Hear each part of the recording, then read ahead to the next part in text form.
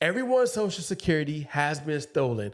But the conversation I had with a consumer lawyer is very important because if you are a victim of identity theft, if you have been a victim of identity theft, and even if you aren't a victim of identity theft, everything he has to say is very important. So pay attention. What are some of the steps somebody can take if they're a victim of identity theft? And what are some of the things they can do to prevent it? That's a great question. Actually, both questions are great. So let's actually go in the reverse order. So let's start with can you prevent identity theft? And there's a couple of simple solutions. The first thing you can do is you can add a security freeze on to each of your major credit reports. And through the credit reporting agencies, what that freeze would do is it prevents any new accounts from being opened because if someone applies or does an inquiry, it would be shut down. So they wouldn't get a response. That's one of the first things that you can do. The other thing too is regularly check your credit reports. It's important to know what's reporting against you. Certainly the big three: Equifax, Experian, TransUnion, but there's a whole host of other types of reports. Clarity, SageStream, Innovis, to name a few. And all of those should be checked regularly to make sure if there's something new that you don't recognize, it could be because of identity theft. So to protect yourself, put security freezes on your credit reports, regularly check them. And those are kind of the two best ways to prevent identity theft. But the second question you asked, what happens if, notwithstanding protections and security, someone is the victim of identity theft?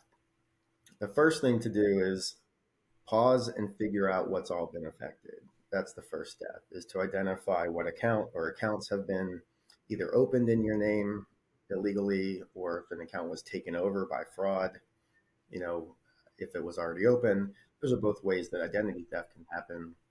And if it does happen, first things first, check your credit reports, put the freeze on them, and then talk to an attorney or someone in the credit space who knows what they're doing, like Dave and his team at the credit team here, because you may be entitled to significant compensation. And it's really important to get a lawyer involved because to get the finality, to get the true resolution, everything fixed, that's going to be the best way.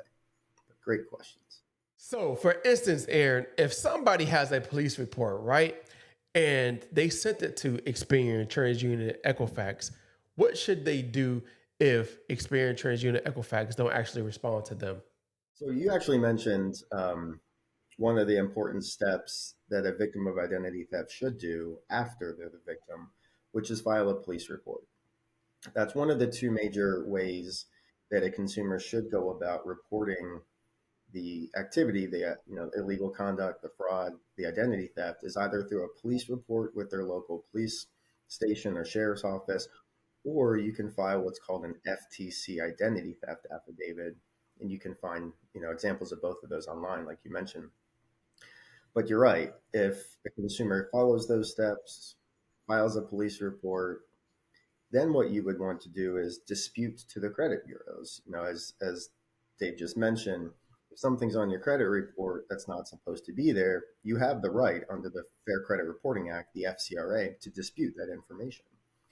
So in that instance, what you would do, especially if you have hired an attorney or worked with someone in the credit space who knows what they're doing, you clearly identify yourself, the issues that's in dispute, and what's wrong about it and why it's wrong, and include the police report or the FTC affidavit.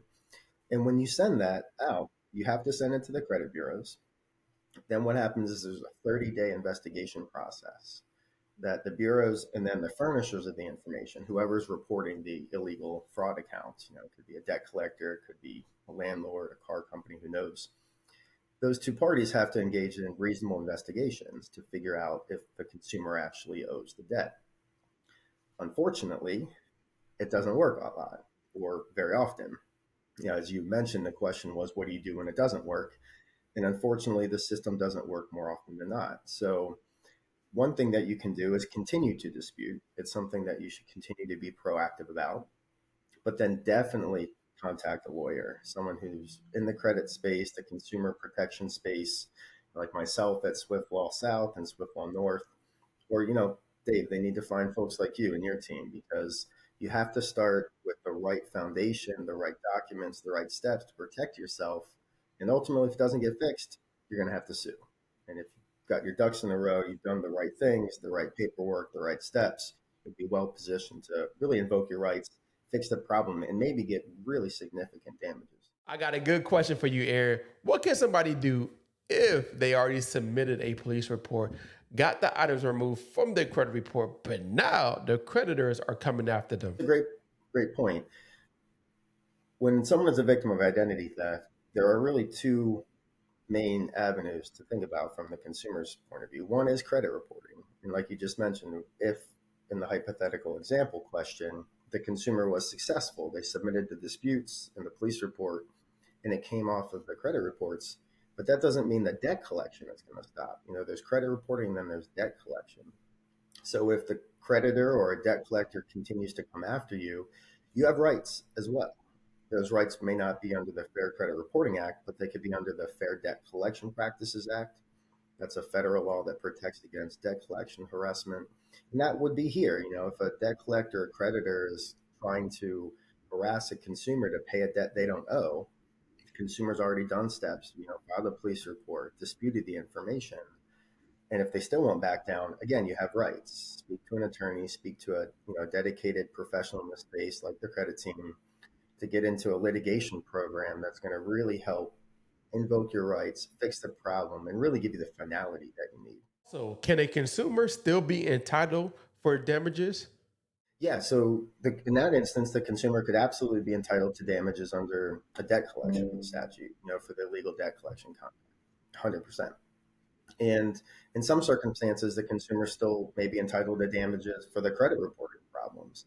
Just depends on when the disputes happened, when the damages happened, like a denial or credit denial or a lease application denial. The timing of those things will determine whether or not the consumer is entitled to damages or how much. But again, there's a lot of different ways that in this space, whether it's credit reporting or debt collection, the consumer can get damages. So, are you still able to go after Experian, TransUnion, and Equifax because you was being denied during that time of identity theft? Yes. So damages under the statutes can come in a number of forms. They can be monetary. If someone lost money, they paid money out of their pocket to dispute, or, who knows, real monetary, or you're paying a higher interest rate, for example. Another type of damages could be you were denied something, like you just said. And even though that doesn't have a specific dollar value necessarily, can be really significant and material. So especially in the instance of identity theft or fraud, even if something comes off of a credit report, there still may be a way to, invoke your rights to sue to get significant damages, especially in the context of identity theft. Even if it comes off, you're right, we can still likely sue. Man, I'm glad you have so many options because, as you know, most people just don't know what to do or where to go to.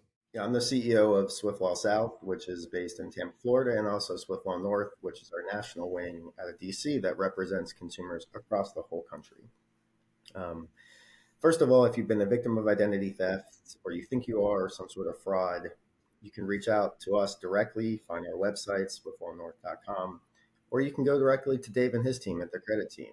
One of the cool things is about our partnership is Dave and his team are our contract paralegals. They actually are working with and for us in this space as partners. So if you're the victim of identity theft or fraud, reach out to Dave and his team or my team directly. Again, there's some important steps you need to take to protect yourself, and then you may be entitled to talking life-changing money, like hundreds of thousands of dollars in some of these cases. So, with that being said, if you are a victim or you previously been a victim, or you might know somebody that is a victim of identity theft, make sure you click the link in the comments or click the link that's pinned to the description because we want to make sure Aaron and his team can help you the best way possible.